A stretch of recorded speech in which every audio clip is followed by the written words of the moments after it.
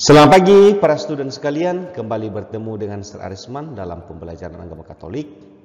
Kita hari ini masuk pada bab 5 ya, tentang sengsara, wafat, kebangkitan dan kenaikan Yesus.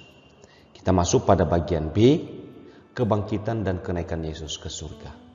Tentu kita sudah mempelajari kemarin tentang bagaimana Yesus wafat, bersengsara, dan sekarang kita masuk pada bagian yang kedua, kebangkitan dan kenaikannya. Mari kita awali pembelajaran ini dengan doa. Dalam nama Bapa dan Putra dan Roh Kudus. Amin. Allah Bapa yang Maha Baik, dalam upaya mewartakan dan mewujudkan kerajaan Allah di dunia, Putramu Yesus Kristus rela menderita wafat di kayu salib dan dimakamkan, tetapi Engkau membangkitkan Dia dan menganugerahkan Dia kemuliaan di surga. Semoga berkat persatuan kami dengan Dia dalam baptis dan dalam sakramen-sakramennya, kelak kami pun akan merasakan kebangkitan dan kemuliaan bersamanya di surga demi Kristus, Tuhan dan pengantara kami. Amin. Dalam nama Bapa, Putra dan Roh Kudus. Amin. Para student sekalian, ya, setelah kita doa pembukaan, maka mari kita lanjut pada kegiatan yang pertama.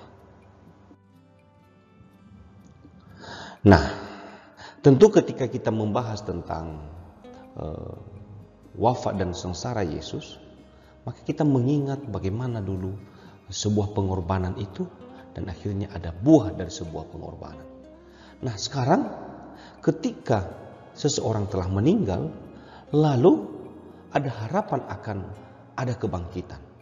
Nah, ini ada satu cerita yang bisa kalian gali, bisa dalami nanti. Pengalaman kehadiran yang sudah orang yang sudah meninggal. Seperti apa yang dialami oleh seorang anak ketika merasakan bahwa ketika orang tuanya, papanya sudah meninggal, maka dia tetap merasa bapaknya itu tetap hadir. Ya, sekalipun sudah tiada. Nah, dalam cerita itu kita membaca bahwa seorang anak mengalami kehilangan papanya, dan dalam duka itu dia tetap diteguhkan oleh mamanya, dan mamanya mengatakan kepadanya bahwa akan ada kehidupan kekal bersama Yesus Kristus. Dan ini kekuatan yang terus menggema di dalam hatinya, sambil mamanya nanti memberi pesan, bila engkau kangen sama papamu, bicaralah demikian. Nah, hari demi hari terus itu dilakukannya.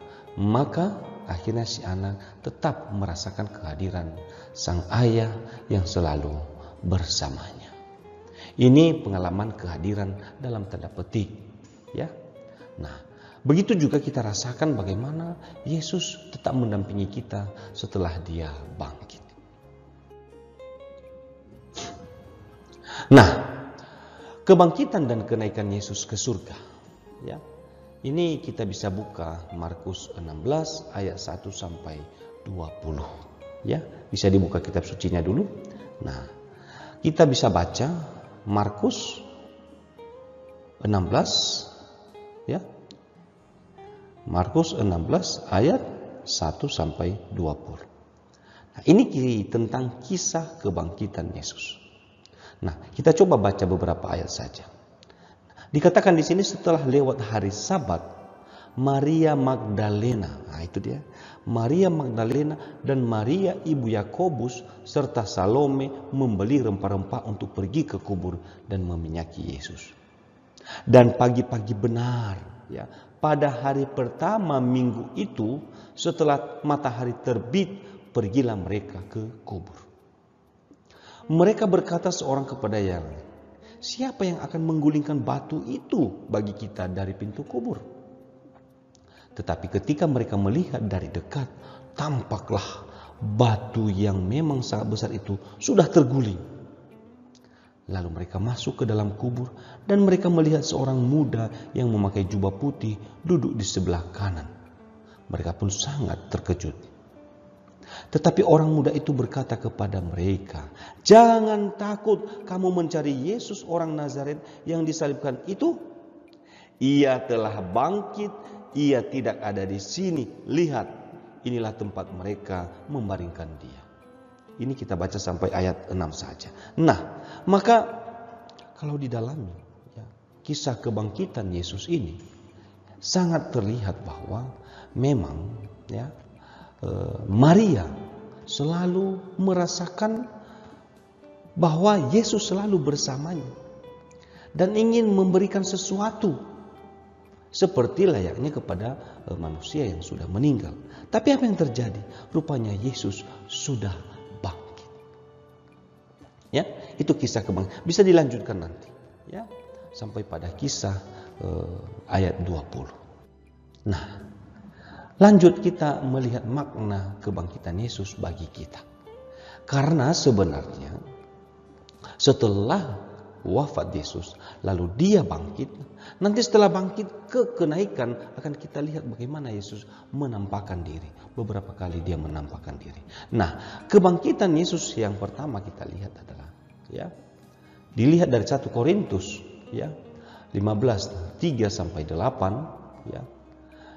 Kebangkitan Yesus dan kebangkitan kita. Nah, apa isi 1 Korintus ini? Ya, kita bisa buka 1 Korintus bab 15 ya, ayat 3 sampai 8. Sebab yang sangat penting telah kusampaikan kepadamu. Apa yang sangat penting? Yaitu apa yang telah kuterima sendiri ialah bahwa Kristus telah mati karena dosa-dosa kita sesuai dengan kitab suci.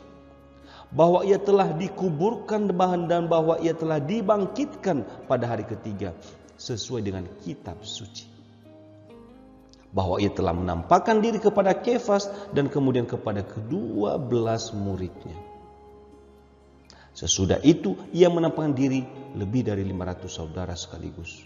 Kebanyakan dari mereka masih hidup sampai sekarang, tetapi beberapa di antaranya telah meninggal. Tentu penulis kitab suci ini saat masih belum jauh dari masa Yesus. Jadi kebangkitan Yesus disampaikan di situ. Dan setelah itu Yesus naik ke surga, ya. Nah, jadi kita lihat ayat berikutnya. Tapi yang benar ayat 20 ialah bahwa Kristus telah dibangkitkan dan antara orang mati sebagai yang sulung dari orang-orang yang telah meninggal. Sebab sama seperti maut datang karena satu orang manusia, demikian juga kebangkitan orang mati datang karena satu orang manusia. Karena sama seperti semua orang mati dalam persekutuan dengan Adam, demikian pula semua orang akan dihidupkan kembali dalam persekutuan dengan Kristus. Tetapi tiap-tiap orang menurut urutannya. Kristus sebagai buah sulung, sesudah itu mereka yang menjadi miliknya pada waktu kedatangannya. Nah, apa yang menarik di sini adalah bahwa apa yang telah dialami oleh Yesus akan juga kita alami. Berarti Yesuslah yang tersulung dan kita adalah pengikutnya. Kalau Yesus sudah wafat, kita pun akan wafat.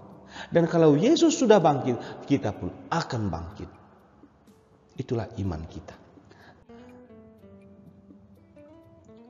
Kita lihat beberapa rangkuman. Pertama, bahwa kehadiran Yesus sebenarnya tetap kita rasakan dalam berbagai bentuk. Yang pertama, melalui kitab suci. Setiap kita membaca kitab suci, kita merasakan bahwa Yesus hadir dan dia bersabda kepada kita. Ya. Nah, maka tentu refleksinya adalah sejauh mana kita sering baca kitab suci. Kalau kita sering baca kitab suci, berarti kita sering menghadirkan Yesus dalam kehidupan kita. Yang kedua, dalam ekaristi, komuni, ya. Kita selalu menyambut Yesus dan selalu hadir dalam hidup kita ketika kita merayakan ekaristi. Nah, pertanyaannya lagi, sejauh dan sesering apa kita merayakan ekaristi? Lalu berikut dalam sakramen-sakramen. Sakramen-sakramen gereja ada 7. Salah satu tadi ekaristi. Dan seluruh sarana itu ya adalah bentuk kehadiran Yesus bagi kita, mulai dari baptis hingga imamat. Itu semua 7 sakramen itu adalah sarana kita menghadirkan Yesus bagi kehidupan kita. Yang terakhir adalah melalui para pemimpin gereja. Tentu kita harus imani bahwa Yesus memilih 12 para rasul. Dan di antara 12 para rasul, ia memilih Petrus menjadi pemimpin para rasul. Dan hierarki itu dilanjutkan oleh gereja Katolik dalam diri para paus dan uskup. Maka kehadiran mereka, pemimpin gereja ini adalah juga menghadirkan Kristus kepada kita. Tanpa mereka kita tidak akan bisa merayakan Ekaristi. Ya, begitulah hubungannya kehadiran Yesus dalam pemimpin gereja. Namun kita bisa melihat ya ringkasan Santo Thomas Aquinas. Dia menjelaskan ada 5 ya alasan mengapa Kristus bangkit. Ini muatan teologisnya sangat bagus. Ya. Pertama, ya, menyatakan keadilan Allah. Ya, Kristus yang rela taat pada kehendak Allah ini menderita dan wafat sudah selayaknya ditinggikan dengan kebangkitan yang mulia. Penderitaan yang dialami oleh Yesus, ya adilnya adalah dia harus bangkit. Ya, ini pernyataan Santo Thomas Aquinas, pujangga gereja. Ya. Yang kedua adalah memperkuat iman kita. 1 Korintus 15 ayat 14. Tetapi andai kata Kristus tidak dibangkitkan, maka sia-sialah pemberitaan kami dan sia-sialah juga kepercayaan kami. Dan berikut memperkuat pengharapan kita. Itu nanti bisa baca 1 Korintus 15 ayat 12. Ya, pengharapan kita makin kokoh. Dan berikutnya hidup kita menjadi lebih baik. Roma 6 ayat 4. Ya. Dan yang terakhir adalah menuntaskan karya keselamatan Allah. Roma 4 ayat 25. Nah, maka boleh kita saksikan sendiri bahwa kebangkitan Yesus ya menjadi pengharapan kita pada akhir zaman. Dan nanti juga dia buktikan dia kenaikan ke surga. Sebenarnya sebuah simbolisasi bahwa dia telah siapkan tempat bagi kita untuk dia bawa kita ke tempat yang abadi bersama Bapa di surga. Maka untuk itu, nanti menutup pembelajaran ini, silakan ambil posisi duduk yang tenang, rileks, dan berdoalah secara pribadi di rumah. Tuhan Yesus memberkatimu. Dalam nama Bapa, Putra, dan Roh Kudus.